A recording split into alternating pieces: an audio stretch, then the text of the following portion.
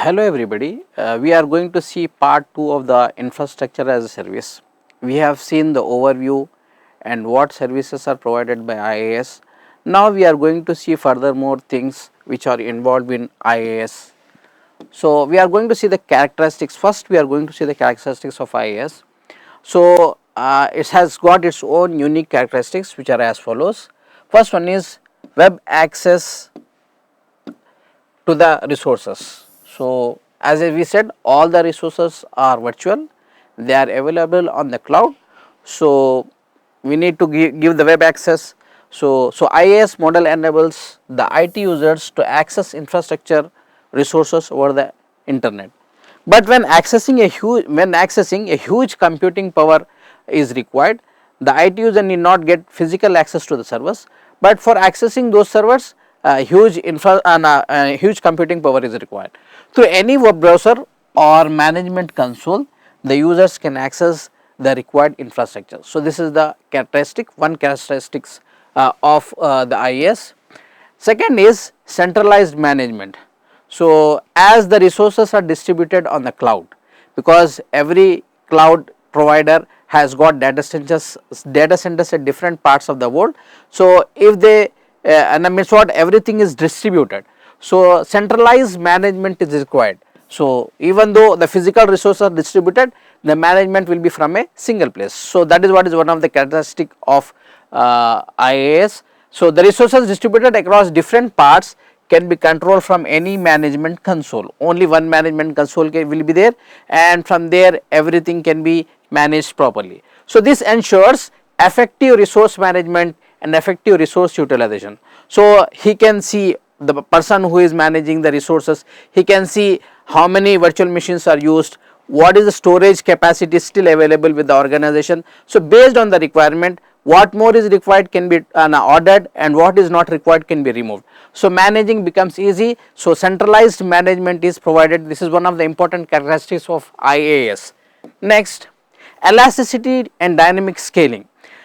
See, the infrastructure need depends on the load of the application. Sometimes your application will be accessed by many clients at a time. So at that time load increases. So we need virtual machines or servers to fulfill the requirements of our clients. So at that time we need to scale up our resources or scale up our virtual machines. So that is what elasticity is provided. So you can scale up, and sometimes you have less clients. Your season is not there, then the clients will be less, so you need to scale down your resources. That can be done with the help of the IaaS. So elasticity and dynamic scaling can be done. So according to the load, IaaS service can provide the resources. The load on any application is dynamic, and IaaS services are capable of proving the required services dynamically. So that is what is said, elasticity and dynamic scaling. Next, shared infrastructure. So if your application is running on traditional on-premises systems, then infrastructure will not be shared. For particular service, particular infrastructure or machines will be available, but here in this case infrastructure will be shared with different users. So that way so IaaS high resource utilization will be done. Means what, the same resource can be used for saving the images, and the same resource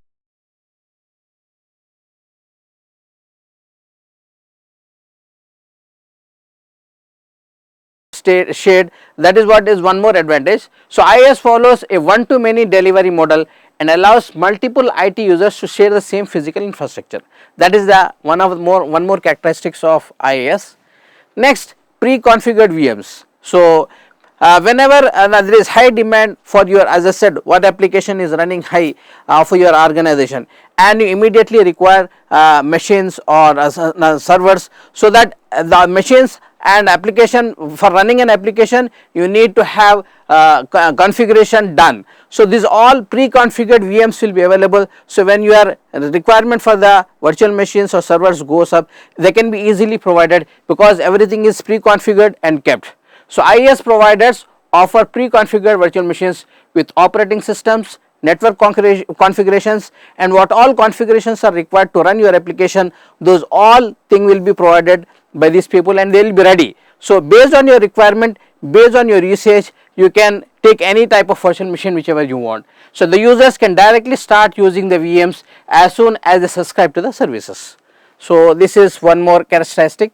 Next, last characteristic is metered services. So we are not, the cloud people will not charge you for what you have not used. So whatever you are going to use, only that will be charged. So we use and charge. So IaaS allows the IT users to rent the computing resources instead of buying it. So suppose you, if you are working in an organization and you have high requirement right now, you bought the infrastructure and kept, later on it is not required. So the investment is wasted on the thing which is not required for longer period of time. So in these cases, whenever you require it, you use it, and whenever you don't require it, you stop using it. So metered services will be provided.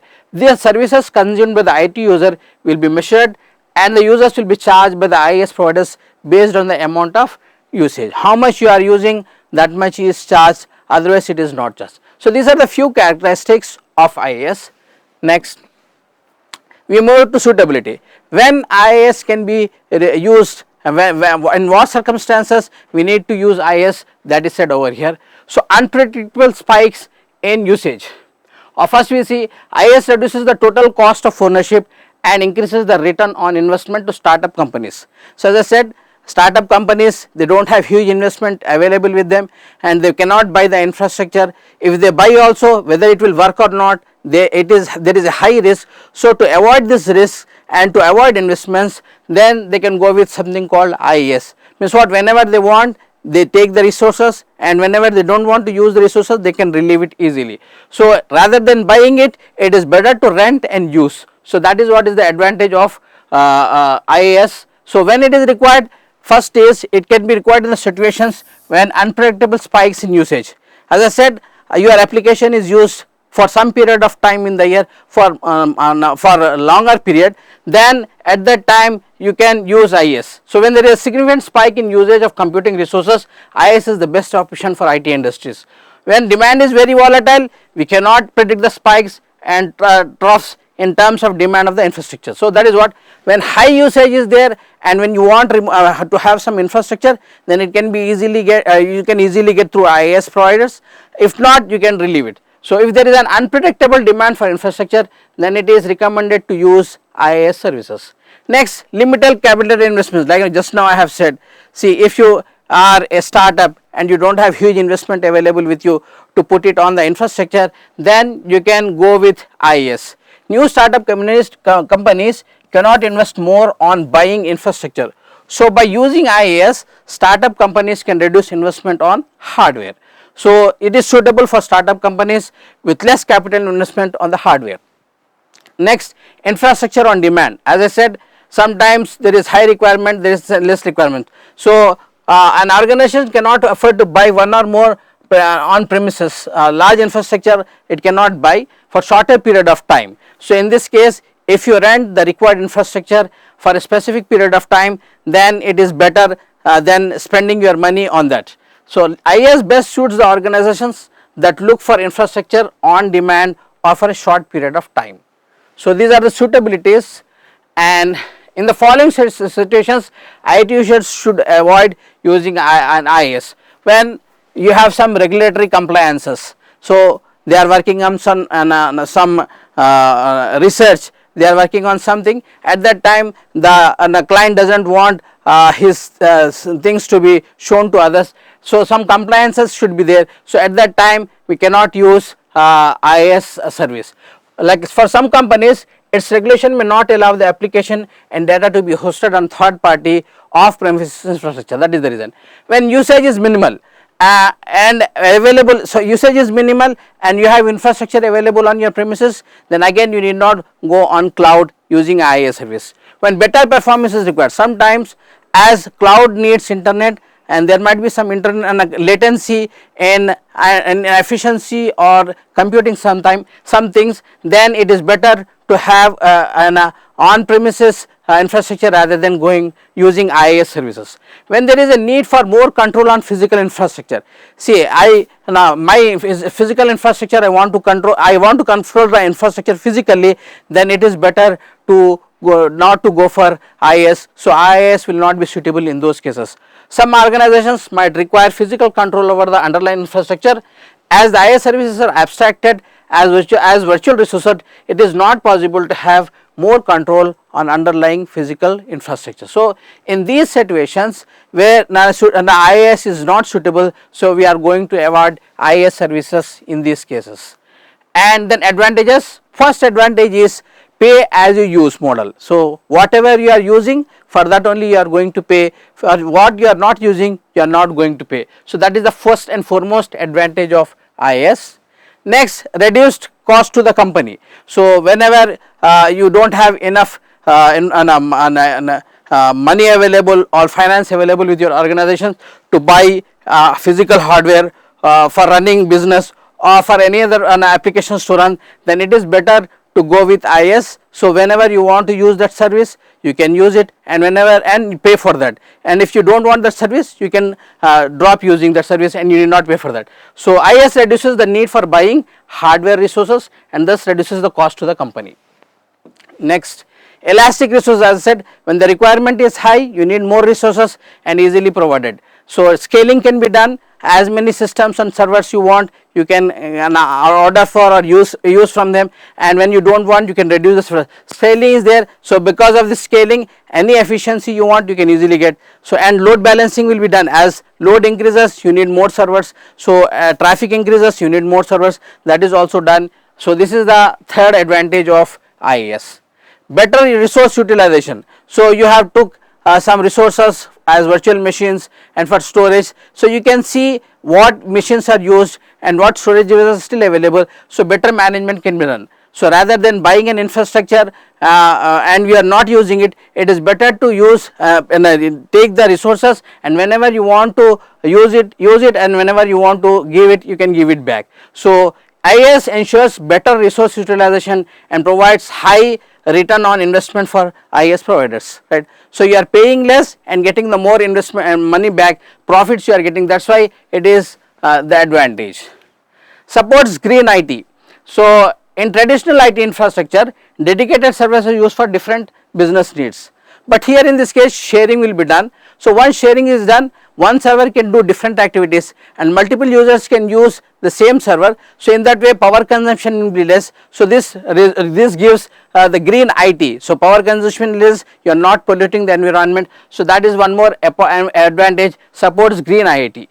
In IaaS, the need of buying dedicated services is eliminated as single infrastructure is shared between multiple customers, thus reducing the number of servers to be purchased, hence the power consumption that results in green IT. So that is what is the fifth advantage. Next, drawbacks. What are the disadvantages? There is always security issues.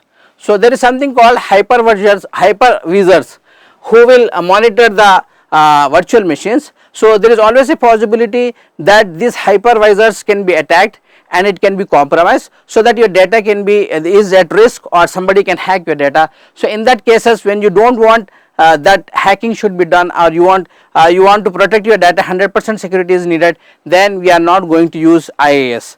Most of the IaaS providers are not able to provide 100% security to the VMs and data stored on the VMs. So that is the reason this is one drawback. Next, interoperability issues, like you have virtual machines. Your application is available on some virtual machine in some part of the world. Now you want to move that data or virtual machine content to some other part of the world where virtual machine is there. So or you are moving from one service provider to the another service provider. So there might be operability and compatibility issues. So interoperability becomes difficult. So that is the second disadvantage. There are no common standards because the reason is there are no common standards followed among the different IaaS providers. So that is the reason you are moving from one provider to another provider, it becomes difficult. So in that case that is the disadvantage in IaaS. Next, performance issues. As I said, everything is available on virtual environment, it is not available on your premises. So there is always a possibility because of internet latency might be an issue. So there connection over network might be some problem. In that cases performance issues arises. So there this is the another disadvantage.